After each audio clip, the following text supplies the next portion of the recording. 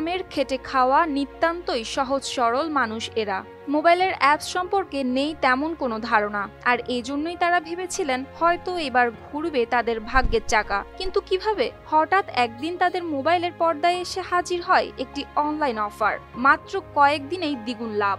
এমন অফারে শিক্ষার্থীরা ক্লাস বাদ দিয়ে মগ্ন থাকতো মোবাইল অ্যাপেই। কৃষক গরু বিক্রি করত পুঁজি জোগাড়ে। গৃহবধূরা পর্যন্ত নিজেদের গহনা বিক্রির টাকা তুলে দিত ফোনের ভেতরের অদৃশ্য এক ব্যবসায়। এভাবেই লোভনীয় কথার মোড়কে জড়িয়ে নেত্রকোনার কেন্দুয়া উপজেলার 2 ইউনিয়নের অন্তত 30টি গ্রামে ছড়িয়ে পড়ে এই প্রতারণার জাল। প্রতারণাটা হয়েছে যে সে যে অ্যাপটা নিয়ে আসছে, সৈকত যার নাম, সে বিজেপিতে চাকরি করত। এখন সে চাকরি ছেড়ে দিয়েছে 2024 সালের। চাকরি ছেড়ে দেওয়ার পর থেকে সে এলাকায় এসে বিভিন্নভাবে ট্রেজার এনএফটি নামে একটা অ্যাপস নিয়ে আসছে।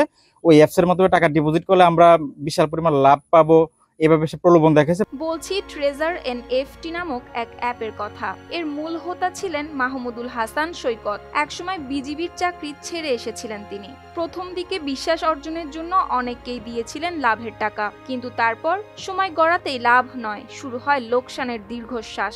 শিয়া বাটার ও ভিটামিন ই সমৃদ্ধ লিলি হালাল বিউটি সোপ, তারুণ্যময় উজ্জ্বল ত্বকের জন্য। কারো গরু ছাগল বিক্রির লাখ টাকা, কেউ জমি বিক্রির শেষ সম্বল ফেরত চাইলেই মিলতো হুমকি, কখনো ফোনে কখনো মুখোমুখি। আমার দোকানের সামনে অনেক লোকজন ভিড় করিয়া বৈশা তারা আলাপ আলোচনা করতেছে। করার পরে আমি জিজ্ঞাসি যে আপনারা এনে কি করেন? পরে কইছে অনলাইনে আইডি খুলতেছে। টাকা 12,000 টাকা দিলে 1 মাস পরে 24,000 টাকা দিবে। তাদের সাথে আমিও এই যোগ দিছি। কইছি তা আমিও দিম, এই 2টা আইডি খুলছি। আমি বিচার চাই, আমার টাকাও চাই। আমি এখন ঋণভুক্ত হয়ে গেছি, আমার ছেলেটার লেখাপড়া কষ্ট চালাইতে পারি না। পরে এক যুবক সাহস করে পুলিশের কাছে করেন মামলা। এরপর যৌথ বাহিনীর অভিযানে ধরা পড়ে প্রতারক চক্রের 2 সদস্য, আরিফুল ও শরীফুল। তবে মূল হোতা সৈকত এখনো আছেন অধরাই। ঘটনাটা ভাই, মহিলাও মোবাইল চালায়, ছেলেরাও চালায়। এখন মনে হয় যে 80% যে মোবাইলটা আছে এটা মনে হয় যে স্টুডেন্টরা কাছে চালাইতেছে। এখন চালানোর পরে মনে হয় যে মাসে স্কুলে বিল দিচ্ছে, এই বিল দিয়েও আপনার এখানে টাকা দিচ্ছে। এখন এই যে হাজার হাজার লক্ষ কোটি টাকা যে এখানে দিল 2টা ইউনিয়নে, এখন এই টাকার ভর্তুকি কে দিবে? এই আমার সারারে খালি এই যে খুলে এই খালি বুদ্ধি বাধা দেয়, কয়া এইটা খুললে তুই অনেক টিয়া হাইবি, অনেক টিয়া হাইবি। তার ফুলাবান মানুষ লুববে, ওরে কয় আমা এই খুললে না আমরা টিয়া ভাই, আমার টিয়া পা হইলে দাও।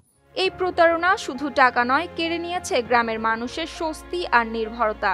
কেউ দেনার চাপে বাড়িঘর ছেড়ে পালিয়ে বেড়াচ্ছেন, কেউ আবার সন্তানকে স্কুলে পাঠানোর সামর্থ্য হারিয়েছেন।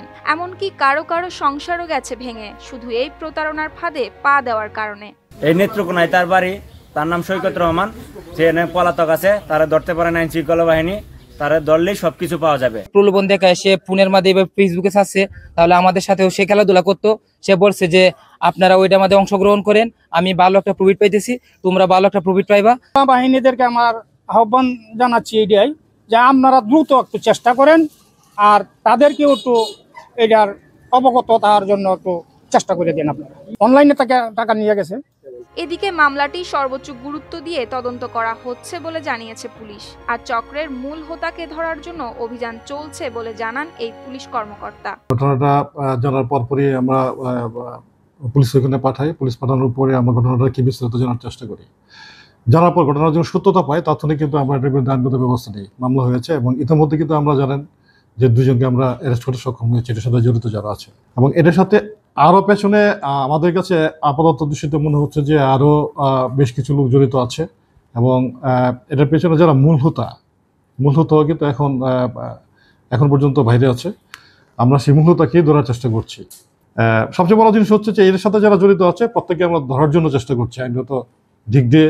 কেউ যেন আইনের ফাঁক দিয়ে বেড়ে যেতে না পারে, আমরা সেভাবে সচেষ্ট আছি।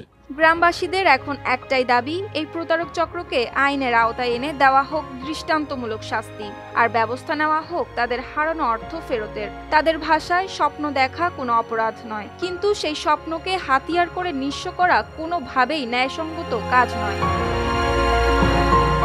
News desk, RTV।